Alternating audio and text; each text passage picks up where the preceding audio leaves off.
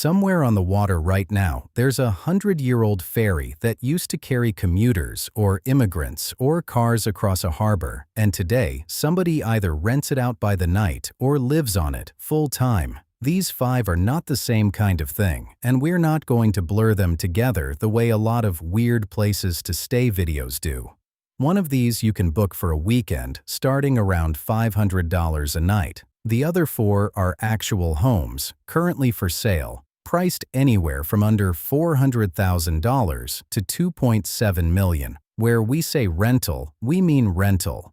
Where we say liveaboard, someone owns it and actually lives there. One note before we go further: this is not real estate, financial, or legal advice. Prices, availability, and permit requirements on properties like these change fast. Verify everything independently before you take any of it seriously. Some of these listings can shift within weeks, so treat every number in this video as a snapshot, not a guarantee. The cheapest way onto this list is about $500 a night for a houseboat that used to ferry passengers across Puget Sound back in 1888.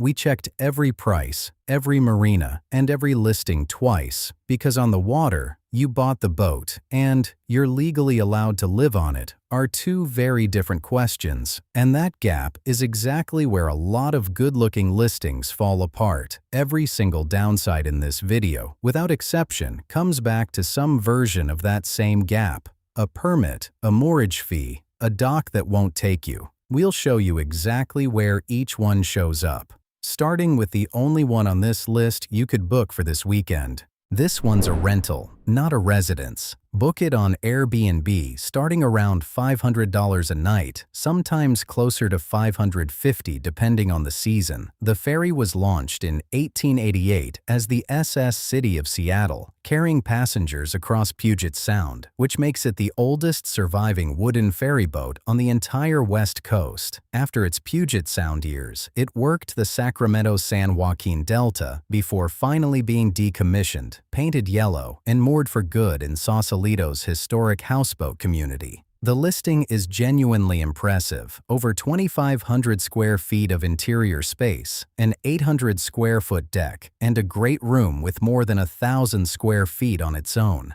Guests get a rowboat, 2 kayaks, and 2 stand-up paddle boards.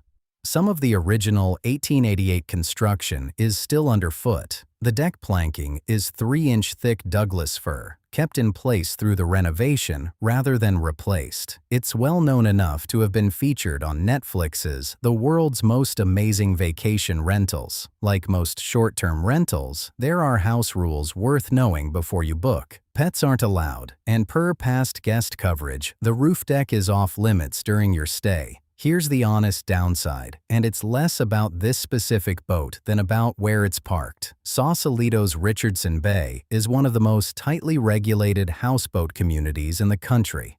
Since 2016, the Richardson Bay Regional Agency has been clearing out unpermitted anchor-out vessels from around 90 down to roughly 6. Enforcing a decades-old rule that residential boats need a licensed marina berth, not just open water. The Yellow Ferry sits in a proper licensed harbor, so that's not a problem for guests booking a weekend, but it tells you something about every other boat on this list. In this world, having a berth that's actually zoned for people to live there is worth more than the boat itself. That's the cheap, easy, book-it-tonight option. Everything after this is a real purchase, and the first one comes with a price tag that depends entirely on which listing you believe. Annabelle is for sale, not for rent, and depending on which listing you check, it's asking anywhere from $399,000 to $825,000, which we're not going to smooth over because that gap is real and worth explaining.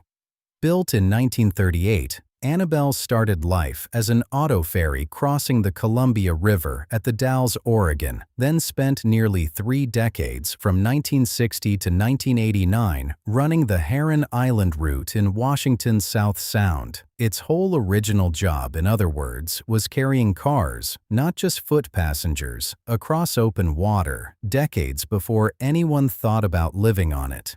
In 1994, owners Dennis and Kat Redman converted it into a 3-level residential liveaboard, and that's the version currently on the market through Northwest YachtNet, out of Tacoma.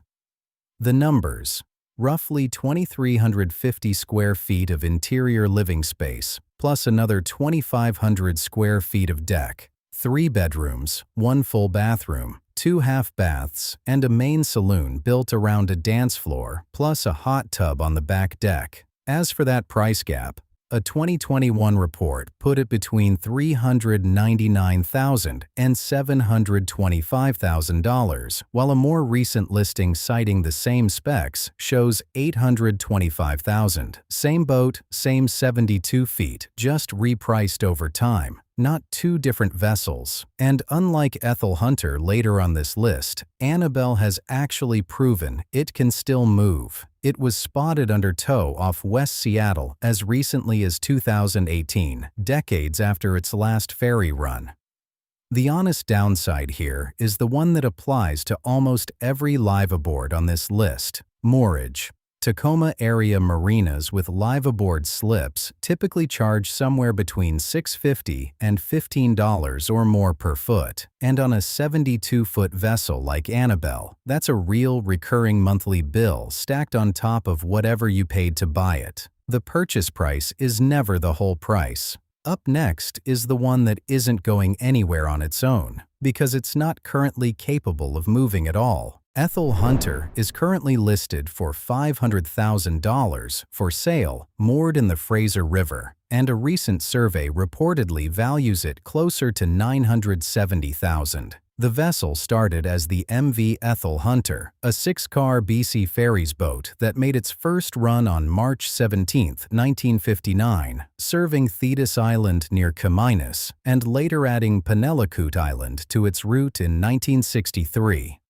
Around 2016, a Squamish couple, Josh and Jessica Meilinger, bought it when it was reportedly destined for the ocean bottom and converted it into a log-built floating home. Josh personally milled reclaimed timber from clear cuts in neighbors' yards into a custom spiral staircase and driftwood railings. What you get is about 900 square feet. 1 finished bedroom and bathroom, an unfinished second bedroom, an open-plan living area with a wet bar and a wood-burning fireplace, plus real off-grid touches, solar panels, a roof-mounted wind turbine, rainwater catchment, and a composting system.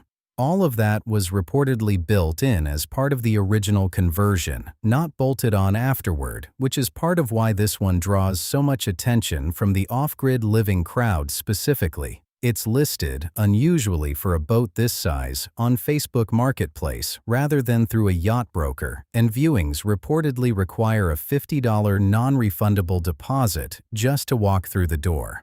The honest downside is the most literal one on this whole list. This thing isn't cruise capable right now. Coverage on the sale is explicit that it would need to be towed if purchased, meaning whoever buys it inherits a genuine logistics problem. Arranging a move and securing new moorage before they've spent a single night in it. It's not a boat you drive away in, it's a boat you hire someone to drag away, from something that can't move at all to one that's moved 3 times just trying to find a marina that would have it. Yankee Ferry is listed for $1.25 million, confirmed by 2 separate outlets, for sale, currently docked at a Staten Island shipyard.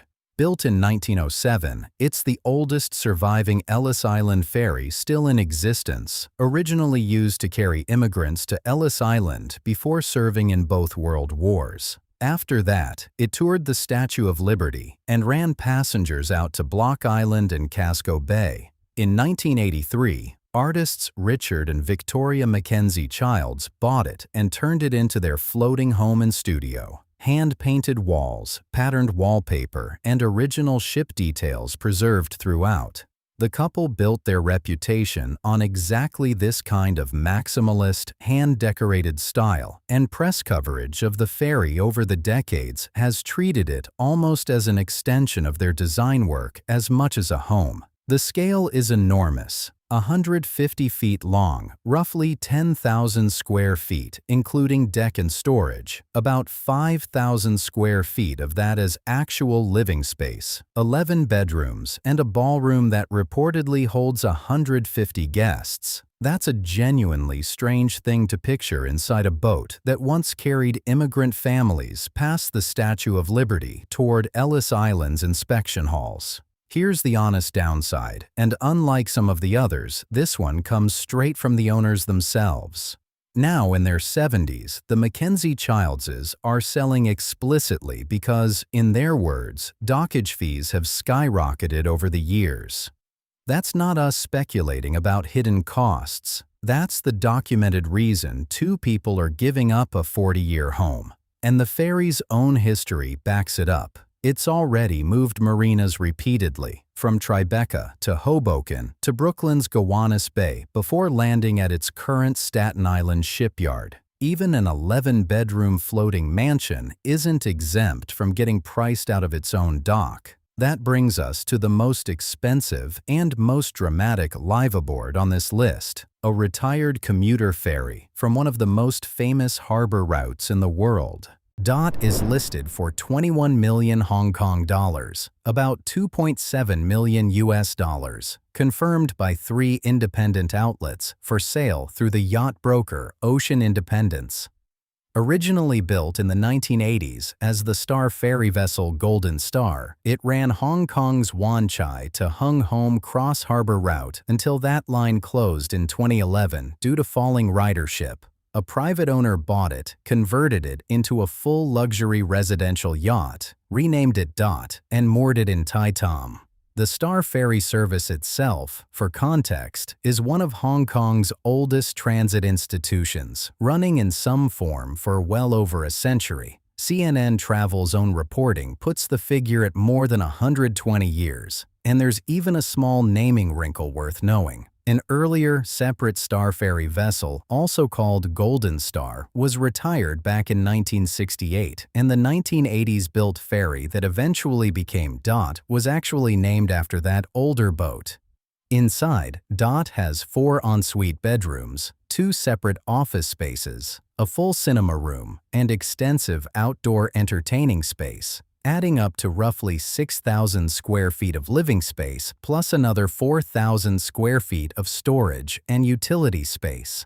This is easily the most house-like of anything on this list. It just happens to float. The honest downside here isn't about DOT's own paperwork, which isn't in dispute. It's about what happens next. Hong Kong's Marine Department has frozen its waiting list for new private mooring permits since January 1, 2021, and still isn't accepting applications. DOT's current mooring is fine, but if a future owner ever lost it, there is currently no legal path to simply get in line for a new one. You're not just buying a $2.7 million yacht, you're buying its one specific parking spot with no backup available anywhere in the harbor.